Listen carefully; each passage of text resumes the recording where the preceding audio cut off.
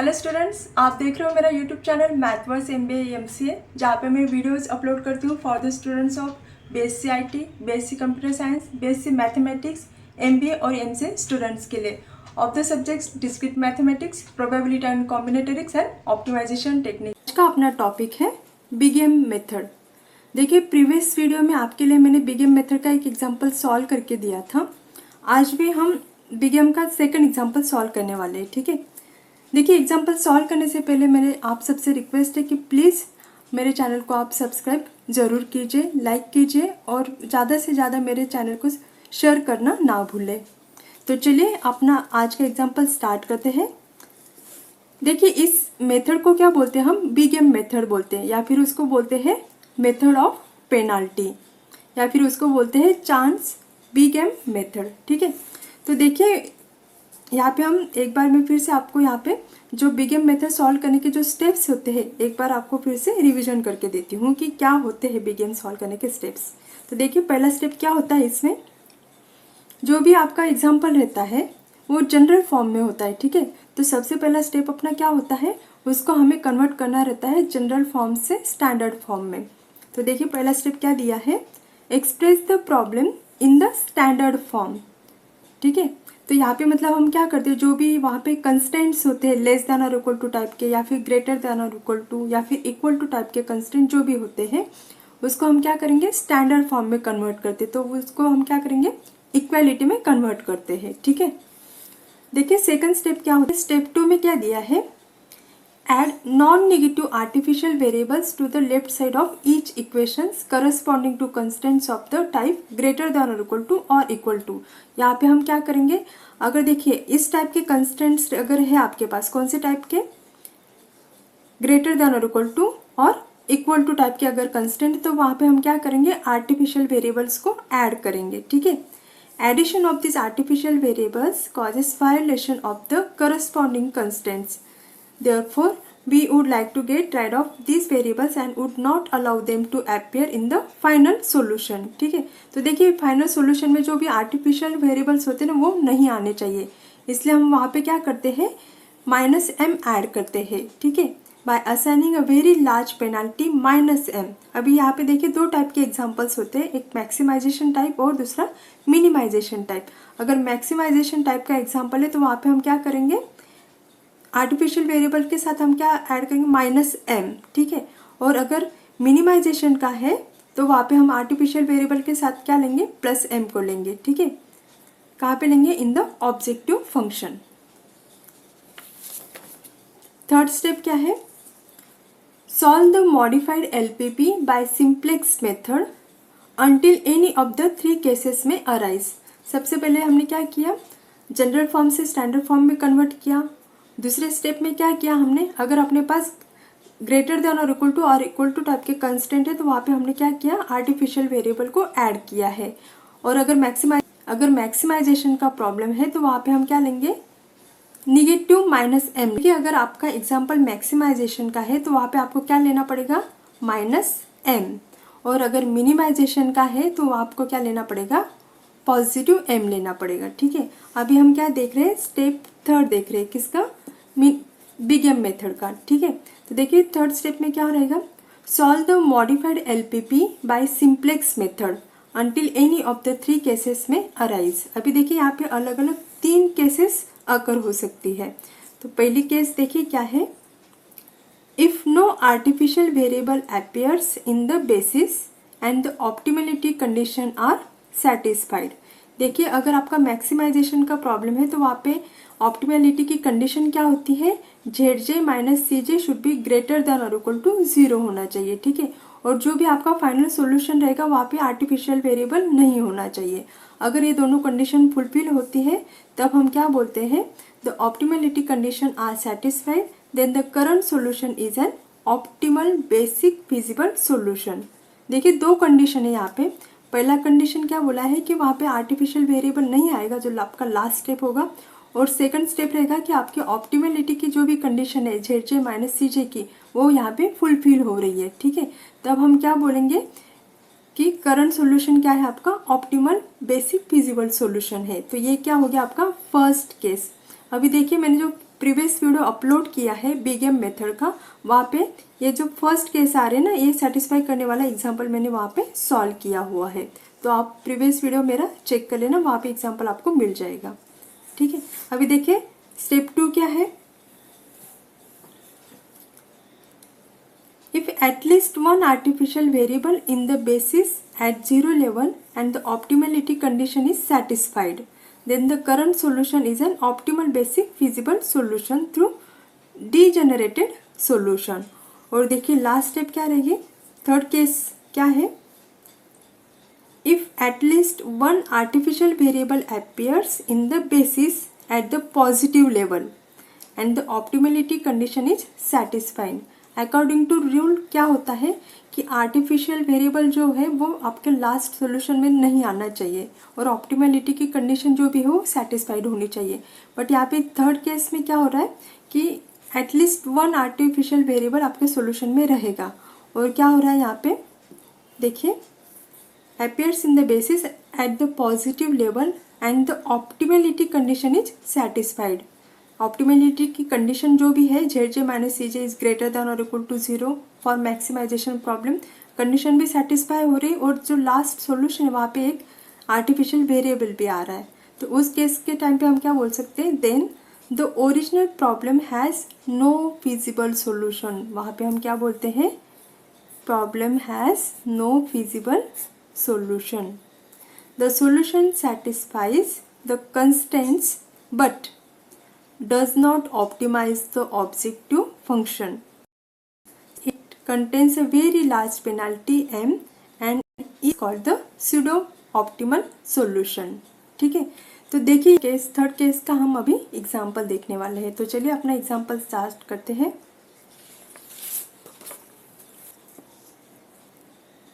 देखिए अपना एग्जाम्पल क्या है, use penalty method to maximize z is equal to 3x1 plus 2x2 subject to 2x1 plus x2 less than और equal to 2। Second constant देखिए क्या है, 3x1 plus 4x2 greater than और equal to 12 where x1 x2 are greater than और equal to 0। ठीक है, तो देखिए सबसे पहले क्या स्टेप अपना क्या होता है कि हमें चेक करना है कि अपना प्रॉब्लम जो है, एग्जाम्पल जो है वो मैक्सिमाइजेशन है क्या या मिनिमाइजेशन का है। अगर आपका प्रॉब्लम मिनिमाइजेशन का है तो उसको आप क्या करोगे, मैक्सिमाइजेशन प्रॉब्लम में आप कन्वर्ट कर लेना। कैसे कन्वर्ट करेंगे, बाय मल्टीप्लाइंग विथ -1। अभी अपना जो एग्जाम्पल है वो ऑलरेडी मैक्सिमाइजेशन का है। ठीक है, तो यहाँ पे हमें कन्वर्ट करने की ज़रूरत नहीं है। अभी देखिए नेक्स्ट स्टेप क्या रहेगा, हम यहाँ पे कंस्टेंट चेक करेंगे। अभी देखिए पहला कंस्टेंट जो है आपका कौन से टाइप का है, लेस देन और इक्वल टू। तो यहाँ पे हम क्या करेंगे, आर्टिफिशियल वेरिएबल को ऐड नहीं करेंगे। आर्टिफिशियल वेरिएबल हम कहाँ पे ऐड करेंगे, जहाँ पे इक्वेलिटी और ग्रेटर देन और इक्वल टू का कंस्टेंट रहेगा वहाँ पे हम क्या करेंगे, आर्टिफिशियल वेरिएबल को ऐड करेंगे। अभी देखिए जो आपका सेकंड कंस्टेंट है 3x1 plus 4x2 greater than और इक्वल टू 12, तो ये सेकंड कंस्टेंट में हम क्या करेंगे, आर्टिफिशियल वेरिएबल को ऐड करेंगे। ठीक है, तो चलिए स्टार्ट करते हैं उसका सॉल्यूशन निकालना। सॉल्यूशन में देखिए क्या लिखा, in big M method to convert general to standard form. देखिए हमने ऑलरेडी रूल्स देखे लेकिन फिर भी मैंने एक बार यहाँ पे आपके अंडरस्टैंडिंग के लिए फिर से लिख के दिया है। ठीक है, देखिए अगर लेस देन और इक्वल टू टाइप का कंस्टेंट अगर है तो वहाँ पे हम क्या करते हैं, add a slack variable. Greater than और इक्वल टू का अगर कंस्टेंट तो वहाँ पे हम क्या करेंगे, subtract a surplus variable and add an artificial variable. और अगर आपके पास इक्वल टू टाइप का कंस्टेंट है तो वहाँ पे हम क्या करेंगे, ऐड एन आर्टिफिशियल वेरिएबल। वहाँ पे सिर्फ और सिर्फ हम आर्टिफिशियल वेरिएबल को ऐड करेंगे। ठीक है, तो ये तीनों जो रूल है वो आपको ध्यान में रखने पड़ेंगे।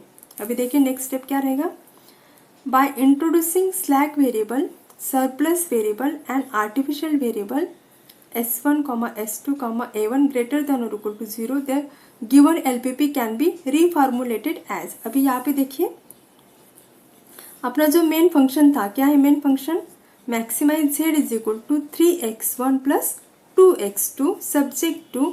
अभी देखिए पहला स्टेप क्या होता है अपना, ये जो कंस्टेंट होते हैं इन इक्वेलिटी साइन के, उनको हम स्टैंडर्ड फॉर्म में कन्वर्ट करना है। तो हम क्या करेंगे, उसको इक्वेलिटी में कन्वर्ट करेंगे। अभी आप देख सकते हो कि पहला वाला जो कंस्टेंट है वो कौन से टाइप का है, लेस देन और इक्वल टू। तो यहाँ पे हम क्या करेंगे, स्लैक वेरिएबल ऐड करेंगे। यहाँ पे देखिए क्या करेंगे, add a slack variable. Second constant देखिए ग्रेटर देन और इक्वल टू टाइप का है, तो यहाँ पे हम क्या करेंगे, एक सरप्लस वेरिएबल सब्सट्रैक्ट करेंगे और एक आर्टिफिशियल वेरिएबल को ऐड करेंगे। देखिए मैंने यहाँ पे ऑलरेडी लिखा हुआ है, तो कैसे लिखेंगे, यहाँ पे देखिए maximise 3z is equal to 3x1 plus 2x2 subject to 2x1 plus x2 plus s1 is equal to 2। और देखिए सेकंड देखिए 3x1 प्लस 4x2 माइनस, यहाँ पे क्या करना पड़ेगा, सरप्लस वेरिएबल लेना पड़ेगा, minus s2 plus a1 is equal to 12।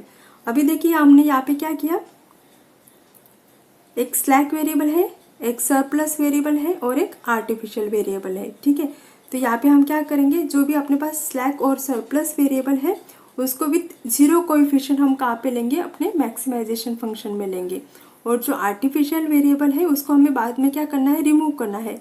तो हम क्या करते, कुछ प्रॉब्लम नहीं होना चाहिए, तो हम क्या करते, जो अपना आर्टिफिशियल वेरिएबल है उसको हम क्या करते हैं, with big M with minus symbol, उसको हम क्या करते हैं, ऑब्जेक्टिव फंक्शन में यहाँ पे लेते हैं। ठीक है, तो अपना मैक्सिमाइजेशन फंक्शन कैसे आ जाएगा, maximise z is equal to 3x1 plus 2x2 plus 0s1 plus 0s2 minus big M a1।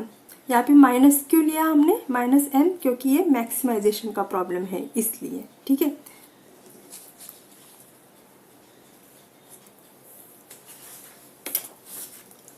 अभी देखिए हम क्या करते हैं, इसका इनिशियल सॉल्यूशन निकालते हैं। इनिशियल सॉल्यूशन में हम क्या करते हैं, x1 और x2 की वैल्यू 0 पुट करते हैं।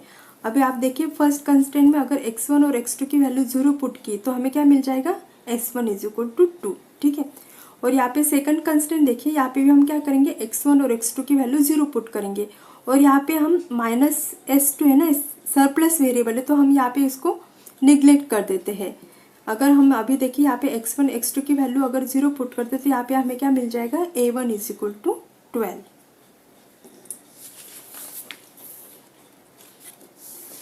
तो देखिए इस तरीके से क्या आ गया, the starting feasible solution is s1 is equal to 2 और a1 इज इक्वल टू 12।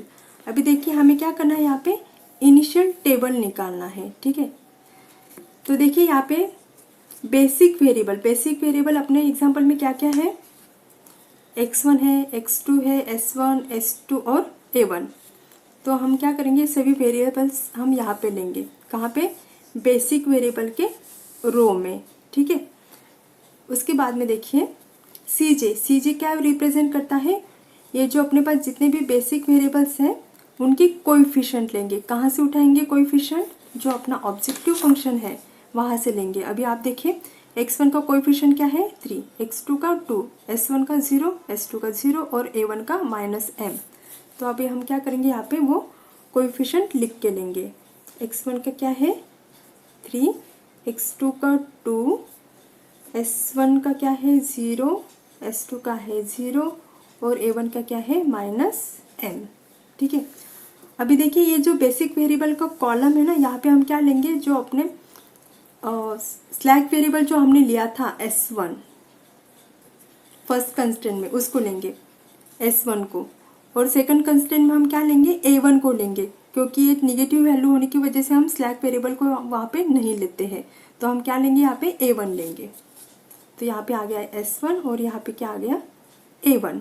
अभी यहाँ पे क्या लेंगे हम, CB में s1 और a1 का कोएफिशिएंट लिखेंगे। कहाँ से लिखेंगे, ऑब्जेक्टिव फंक्शन से। तो आप देखिए ऑब्जेक्टिव फंक्शन में s1 का कोएफिशिएंट क्या है 0 और a1 का कोएफिशिएंट क्या है माइनस m।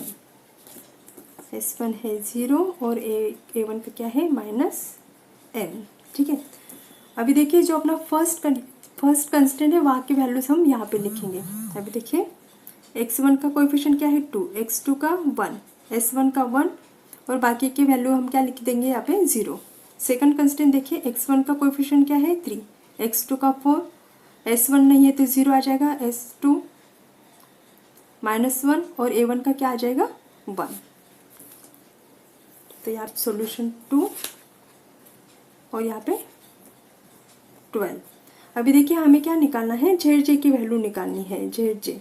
तो जेड जे की वैल्यू हम कैसे निकालते हैं, यहाँ पे देखिए 0 into 2 plus minus m into 3, तो ये क्या आ जाएगा -3m। यहाँ पे देखिए 0 इंटू 1 कितना आ जाएगा 0 प्लस -m इंटू 4, तो ये कितना आ जाएगा -4m। ये 0 आ जाएगा और ये कितना आएगा, ये भी 0 आएगा। 0 इंटू 1 0 और -m इंटू 0 कितना आ जाएगा 0। यहाँ पे भी 0 और यहाँ पे देखिए माइनस माइनस क्या हो जाएगा, यहाँ पे +m, ये 0 हो जाएगा और ये -m, ये क्या हो जाएगा 0, 2 इंटू 0 0 और 12 इंटू -m, तो ये कितना आ जाएगा -12m। उसके बाद में हमें क्या निकालना है, जेड जे माइनस सी जे निकालना है। ठीक है, तो ये जेड जे की वैल्यू निकाल लिया है, सी जे की वैल्यू आपके पास यहाँ पे दिया है, तो -3m -3।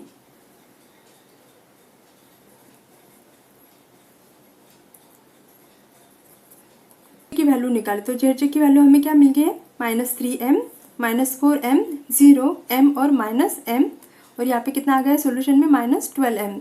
देखिए जेड जे की वैल्यू कैसे निकालते हैं हम, यहाँ पे देखिए x1 का column 0 into 2 plus -m into 3, इन दोनों का मल्टीप्लिकेशन प्लस इन दोनों का मल्टीप्लिकेशन। नेक्स्ट कैसे करेंगे 0 इंटू 1, इन दोनों का मल्टीप्लिकेशन प्लस इन दोनों का मल्टीप्लिकेशन। तो इस तरीके से आपको वो वैल्यू निकालनी है। उसके बाद में हमें क्या निकालना था, जेड जे माइनस सी जे। सी जे की वैल्यू यहाँ पे ऊपर दी है, तो यहाँ पे देखिए -3m -3, यहाँ पे लिखा -4m -2, 0 0 0 हो जाएगा, m -0 m -m। इसे हमने क्या निकाला, यहाँ पे जेड जे माइनस सी जे की वैल्यू निकाल ली। अभी आप ऑप्टिमलिटी कंडीशन हमें चेक करनी रहती है, तो यहाँ पे देखिए since sum of the Z J minus C J are less than और इक्वल टू 0, यहाँ पे देखिए ये जो दो वैल्यूज है ये क्या मिल रही है, हमें निगेटिव मिल रही है। The current feasible solution is not optimum. ठीक है, क्योंकि देखिए हम ऑप्टिमम सोल्यूशन कब बोलते हैं, जब जेड जे माइनस सी जे की वैल्यू हमें क्या मिल जाती है 0 और पॉजिटिव मिलती है। लेकिन आप यहाँ पे देख सकते हो कि दो वैल्यूज क्या है, यहाँ पे निगेटिव मिल रही है। तो आगे क्या करना पड़ेगा, हमें प्रोसीड करना पड़ेगा। हम क्या करेंगे, choose the most negative z J minus C j. अभी आप यहाँ पे देखिए मोस्ट निगेटिव वैल्यू कौन सी है, यहाँ पे देखिए पहली निगेटिव वैल्यू क्या है -3m -3, और यहाँ पे देखिए -4m -2, तो मोस्ट निगेटिव कौन सी आ गई, ये वाली वैल्यू आ गई। उसके बाद में देखिए हमें क्या करना रहता है, रेशो निकालना रहता है। तो देखिए रेशो कैसे निकालेंगे, सबसे पहले हम क्या करेंगे, ये जो मोस्ट नेगेटिव है ना, ये क्या हो गया आपका कि कॉलम हो गया है। ठीक है, तो हम क्या करेंगे, इसको अभी सिलेक्ट करेंगे। उसके बाद में हमें क्या होता है, रेशो निकालना रहता है। अभी देखिए रेशो कैसे निकालेंगे, 2 डिवाइडेड बाय 1, ये कितना आ गया 2, और यहाँ पे देखिए 12 डिवाइडेड बाय 4 कितना आ गया 3। तो यहाँ पे जो मिनिमम रेशो रहता है उसको हम सिलेक्ट करते हैं। तो देखिए क्या आ गया, ये वाला कॉलम, यहाँ पे हमें मिनिमम रेशो मिल रहा है बराबर। कौन से इसमें आ रहा है, S1 के इसमें। तो हम इस S1 को क्या करेंगे, सिलेक्ट करेंगे। तो देखिए यहाँ पे क्या हो गया, x2 क्या हो गया अपना एंटरिंग वेरिएबल, और S1 जो है वो क्या हो गया अपना लिविंग वेरिएबल हो गया। ठीक है, और 1 क्या हो गया अपना की एलिमेंट।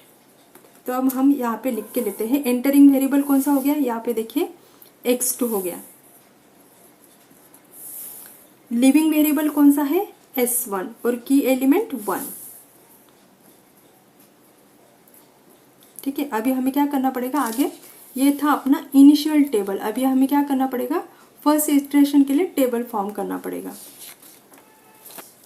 अभी आप यहाँ पे देख सकते हो S1 की जगह पे क्या आएगा, x2 वेरिएबल आएगा। ठीक है, अभी पहले S1 था और S1 का कोएफिशिएंट क्या था 0 था, कहाँ पे ऑब्जेक्टिव फंक्शन में। अभी S1 की जगह कौन आएगा, x2 आएगा। ठीक है, तो x2 का कोएफिशिएंट क्या है 2 है, कहाँ पे ऑब्जेक्टिव फंक्शन, तो यहाँ पे x2 आएगा और उसका कोएफिशिएंट आएगा 2, और a1 और यहाँ पे -m ये एज इट इज रहेगा। तो देखिए हमारा फर्स्ट इटरेशन कैसे बनेगा, ये देखिए ये अपने बेसिक वेरिएबल का रो है, तो यहाँ पे पूरे बेसिक वेरिएबल लिख के लिए x1 x2 s1 s2 और a1। ठीक है, और सी जे क्या रिप्रेजेंट कर रहा है, कोएफिशिएंट रिप्रेजेंट कर रहा है। ये कोएफिशिएंट हमने लिखे हैं ऑब्जेक्टिव फंक्शन से। अभी देखा नया वाला एंटरिंग वेरिएबल जो था x2 वो यहाँ पे आ गया और उसका कोएफिशिएंट 2 कहाँ से लिखा, ऑब्जेक्टिव फंक्शन से। और a1 जो अपना आर्टिफिशियल वेरिएबल था उसका कोएफिशिएंट क्या था, -m। ठीक है, अभी देखिए यहाँ पे हमें क्या करना पड़ेगा, नए वाले वैल्यूज निकालने पड़ेंगे। सबसे पहले हमें किसकी वैल्यूज निकालनी पड़ेंगी, x2 के, जो अपना एंटरिंग वेरिएबल है। तो एंटरिंग वेरिएबल के वैल्यूज हम कैसे निकालते हैं, यहाँ पे देखिए, न्यू वैल्यूज ऑफ x2 कैसे, old value of s1 divided by key element. Key element की वैल्यू क्या है अपने पास 1, तो ओल्ड वैल्यू ऑफ s1। अभी देखिए ओल्ड वैल्यू क्या है 2 डिवाइड बाय की एलिमेंट 1, यानी कि 2 डिवाइडेड बाय 1 2 आ जाएगा, 1 divided by 1 divided by 1, 0 divided by 1 0 divided by 1 और 2 डिवाइडेड बाय 1, यानी कि x2 का जो भी रो रहेगा उसकी वैल्यूज ये एज इट इज आ जाएंगे। तो देखिए कैसे लिखेंगे हम,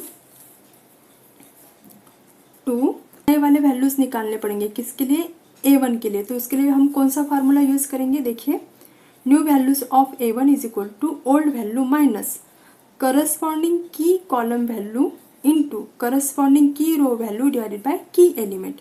की एलिमेंट क्या है अपने पास 1 है। तो चलिए देखिए यहाँ पे ओल्ड वैल्यूज कौन कौन से आएंगी, यहाँ पे प्रीवियस यानी कि इनिशियल टेबल में हमें देखना पड़ेंगे। a1 के देखिए प्रीवियस वैल्यूज क्या क्या है, 3 4 0 -1 1 और 12। यहाँ पे देखिए मैंने लिख के लिए है वो 3 4 0 -1 और 1, 3 4 0 -1 और 1। ठीक है, और की एलिमेंट जो है, की एलिमेंट भी क्या है अपने पास 1 है। तो मैं क्या करती हूँ यहाँ पे 1 भी लिख के लेती हूँ।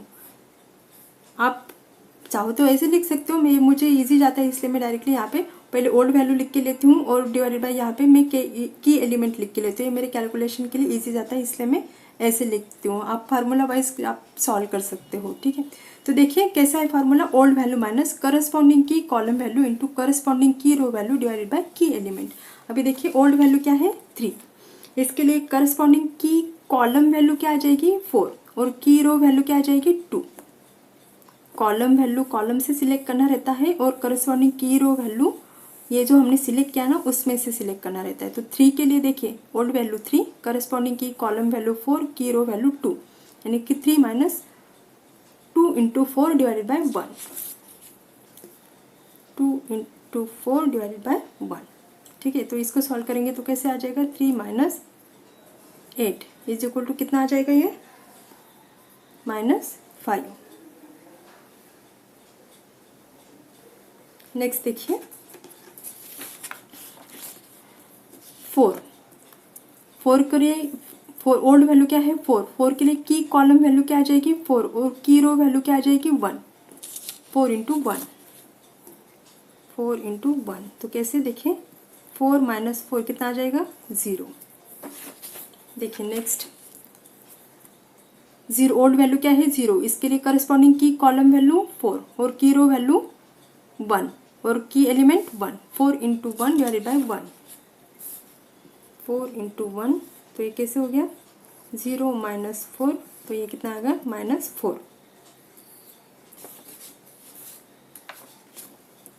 अभी देखिए इसके लिए की कॉलम वैल्यू 4, की रो वैल्यू 0 और की एलिमेंट 1, 4 इंटू 0। तो इसको अगर हम सॉल्व करते तो ये -1 -0 तो कितना आ जाएगा -1।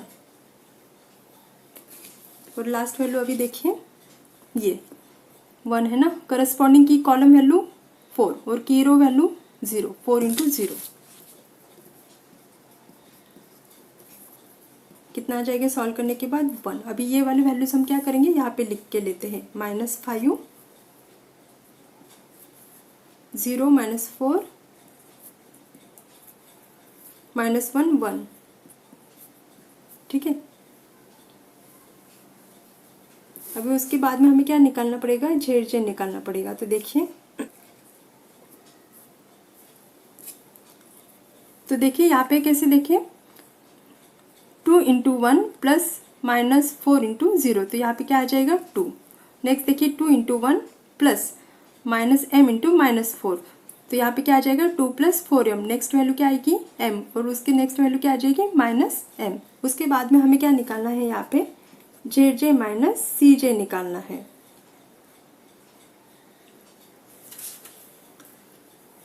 तो देखिए यहाँ पे अभी हमने क्या निकाला, Zj - Cj की वैल्यू निकाली है, बराबर। यहाँ पे देखिए कैसे निकाली, 4 + 5m - 3, तो कितना आ गया 5m + 1। यहाँ पे देखिए 2 - 2 0, यहाँ पे देखिए 2 + 4m - 0, तो कितना आ गया 2 + 4m, ठीक है। m - 0 m आ गया, और -m - तो ये यहाँ पे 0 आ गया, ठीक है। तो आप यहाँ पे देख सकते हो कि Zj - Cj की जो भी वैल्यूज है यहाँ पे 0 और पॉजिटिव वैल्यूज मिल रही है। इसका मतलब क्या है कि यहाँ पे हमारी ऑप्टिमलिटी की कंडीशन जो थी कि Zj - Cj की वैल्यू क्या होनी चाहिए, 0 और पॉजिटिव होनी चाहिए, तो यहाँ पे ऑप्टिमलिटी की कंडीशन सेटिस्फाई हो रही है। लेकिन आप देख सकते हो यहाँ पे कि जो अपना फाइनल सोल्यूशन था यहाँ पे बेसिक वेरिएबल का, तो जनरली केस क्या होती है कि यहाँ पे जो आर्टिफिशियल वेरिएबल है ना, आर्टिफिशियल वेरिएबल यहाँ पे नहीं होना चाहिए। लेकिन अपना ये जो सॉल्यूशन है फर्स्ट इटरेशन में, यहाँ पे हमारी ऑप्टिमलिटी की कंडीशन फुलफिल हो रही है, लेकिन यहाँ पे आप देख सकते हो कि यहाँ पे एक आर्टिफिशियल वेरिएबल है, ठीक है। यानी कि यहाँ पे हमारी कौन सी कंडीशन, कौन सी केस आ रही है,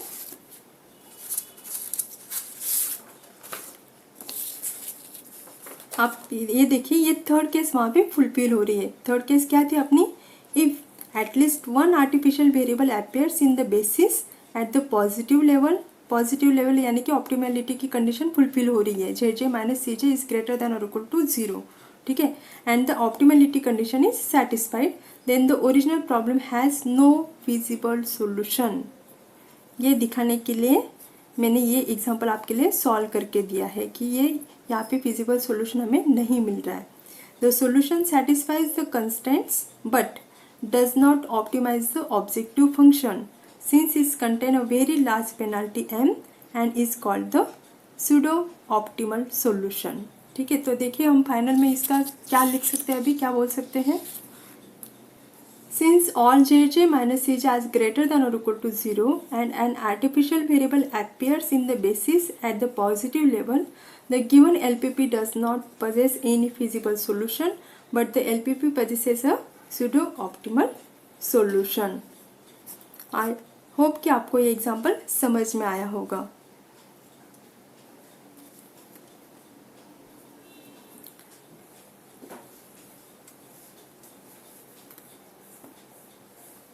तो इस तरीके से मैंने केस 1 और केस 3 के लिए आपके लिए एग्जाम्पल मैंने सॉल्व करके दिया है।